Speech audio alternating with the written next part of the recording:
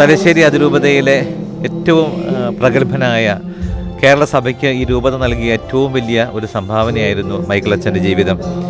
Michael അച്ഛനെ പോലെ ദൈവവചനത്തിൻ്റെ ഉപാസകനായി മലബാറിലെ ഈ ഇടവകകളിലും ദൈവജനത്തിൻ്റെ മനസ്സിലേക്ക് വചനത്തിൻ്റെ വിത്തുകൾ വിതറിയ മറ്റൊരു വൈദികനുണ്ടാകുമോ എന്ന് നമുക്ക് സംശയമാണ്.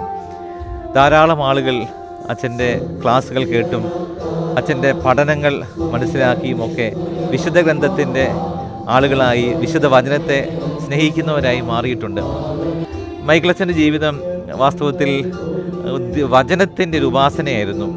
പ്രത്യേകിച്ച് മലബാറിൻ്റെ ആദ്യകാലങ്ങളിലൊക്കെ നമ്മുടെ ഇടവകളിലൊക്കെ വിശുദ്ധ ഗ്രന്ഥത്തിൻ്റെ പ്രാധാന്യം മനസ്സിലാക്കുവാൻ, ദൈവജനത്തെ വിശുദ്ധ ഗ്രന്ഥത്തിലേക്ക് അടുപ്പിക്കുവാൻ അച്ഛന് സാധിച്ചു. തലശ്ശേരി അതിരൂപതയുടെ പ്രഥമ ബൈബിൾ അപ്പോസ്തലേറ്റിൻ്റെ പ്രഥമ ഡയറക്ടർ എന്ന നിലയിൽ വിശുദ്ധ വചനത്തെക്കുറിച്ചുള്ള അറിവും വചനത്തെ സ്നേഹിക്കാനുള്ള കാഴ്ചപ്പാടും അച്ഛൻ ദൈവജനത്തിന് കൊടുക്കാൻ അച്ഛന് പറ്റി. ഏറ്റവും വലിയ അച്ഛൻ്റെ സംഭാവന സാധാരണ മനുഷ്യൻ്റെ മനസ്സിൽ ബൈബിളിലെ കഥാപാത്രങ്ങൾ മിഴിവാർന്ന ചിത്രങ്ങളായി നിലനിൽക്കുന്നു എന്നുള്ളതാണ്. ബൈബിളിലെ കഥാപാത്രങ്ങൾ ചിത്രകഥകളായി കുട്ടികൾക്ക് അവതരിപ്പിച്ചത് കുട്ടികളെ മാത്രമല്ല വലിയ മുതിർന്ന ആളുകളെ പോലും വളരെയേറെ സ്വാധീനിച്ചിട്ടുണ്ട്. അത്തരത്തിൽ കേരള സഭയ്ക്ക്, ഭാരത സഭയ്ക്ക് വലിയ സംഭാവന നൽകിയ ശ്രേഷ്ഠനായൊരു പുരോഹിതനാണ് ഇവിടെ പറഞ്ഞിരിക്കുന്നത്. തലശ്ശേരി അതിരൂപതയ്ക്ക്, കേരള സഭയ്ക്ക് വലിയ നഷ്ടമാണ്.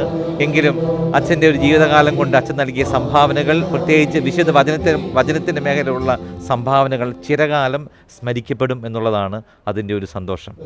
ഏറ്റവും സ്നേഹം നിറഞ്ഞ മൈക്കിൾ കാര്യമറ്റ അച്ഛൻ നമ്മുടെ കൂട്ടായ്മയിൽ നിന്ന് വേർപിരിഞ്ഞു പോകുമ്പോൾ ഒത്തിരിയേറെ ദുഃഖമുണ്ട്. പക്ഷേ അതേസമയം തന്നെ അച്ഛൻ നൽകിയ വലിയ സംഭാവനകൾ ഓർക്കുമ്പോൾ അച്ഛനെക്കുറിച്ച് വലിയ അഭിമാനവും അതോടൊപ്പം തന്നെ ദൈവത്തിൻ്റെ വലിയ കൃപ അച്ഛന് ലഭിച്ചിട്ടുണ്ട് എന്നുള്ളൊരു സംശയമില്ല. ചെറുപ്പകാലങ്ങളിൽ അച്ഛൻ്റെ ബൈബിൾ ചിത്രകഥാ പുസ്തകങ്ങളൊക്കെ വായിക്കുവാനും ബൈബിളിനെക്കുറിച്ച് നല്ല ധാരണകൾ പുലർത്തുവാനും ഒത്തിരിയേറെ സഹായിച്ചിട്ടുണ്ട്.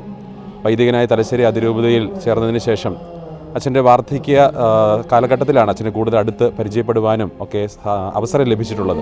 അച്ഛൻ പ്രീസ്റ്റ് ഹോമിലായിരിക്കുമ്പോൾ പല അവസരങ്ങളിൽ അച്ഛനെ കാണുവാനും അച്ഛനോട് ഒത്തിരിയേറെ സംസാരിക്കുവാനും ദൈവം അവസരം തന്നിട്ടുണ്ട്.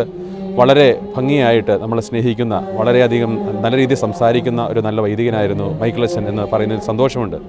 മാത്രമല്ല അച്ഛനെക്കുറിച്ച് പ്രത്യേകമായിട്ട് ഓർക്കുന്നത് അച്ഛന് മരണത്തെക്കുറിച്ചുള്ള നല്ല കാഴ്ചപ്പാടുകൾ ഉണ്ടായിരുന്നു എന്നുള്ളത് തന്നെയാണ്. കാരണം അച്ഛന് അസുഖമായി ഹോസ്പിറ്റൽ അഡ്മിറ്റ് ആയതിനു ശേഷം അച്ഛൻ പിതാവിനോട് വളരെ വ്യക്തമായിട്ട് തന്നെ സൂചിപ്പിച്ചു, എനിക്ക് ഒത്തിരി ചികിത്സകളൊന്നും ആവശ്യമില്ല പിതാവേ, ഞാൻ മരണത്തിന് വേണ്ടി തയ്യാറെടുത്തുകൊണ്ടിരിക്കുകയാണ് എന്ന് അച്ഛൻ വ്യക്തമായി പറയുകയുണ്ടായി. മാത്രമല്ല തുടർന്ന് ഞങ്ങളുടെ അച്ഛന്മാരുടെ വാട്സപ്പ് ഗ്രൂപ്പുകളിലും അച്ഛൻ തൻ്റെ മരണത്തിന് വേണ്ടി ഒരുങ്ങിക്കൊണ്ടിരിക്കുകയാണ്, നിങ്ങളെനിക്ക് വേണ്ടി പ്രാർത്ഥിക്കണം എന്ന് കുറിപ്പുകൾ എഴുതിയിടും എന്നത് വളരെ ശ്രദ്ധയിൽപ്പെട്ടിട്ടുണ്ട്. ഇതെല്ലാം സൂചിപ്പിക്കുന്നത് അച്ഛന് നിത്യ ജീവനിൽ സ്വർഗത്തിൽ വലിയ പ്രത്യാശയുണ്ടായിരുന്നു. അതിനുവേണ്ടി അച്ഛൻ ഏറ്റവും ആത്മാർത്ഥമായി ഒരുങ്ങിയിരുന്നു എന്നുള്ളതും തന്നെയാണ്. അതിനാൽ ഈ അവസരത്തിൽ അച്ഛൻ്റെ ആത്മാവിന് നിത്യശാന്തി നേരുകയും പ്രാർത്ഥിക്കുകയും ചെയ്യുന്നു.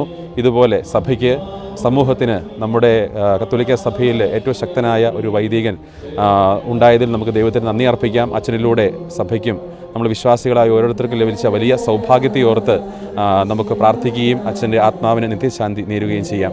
ദൈവം അനുഗ്രഹിക്കട്ടെ.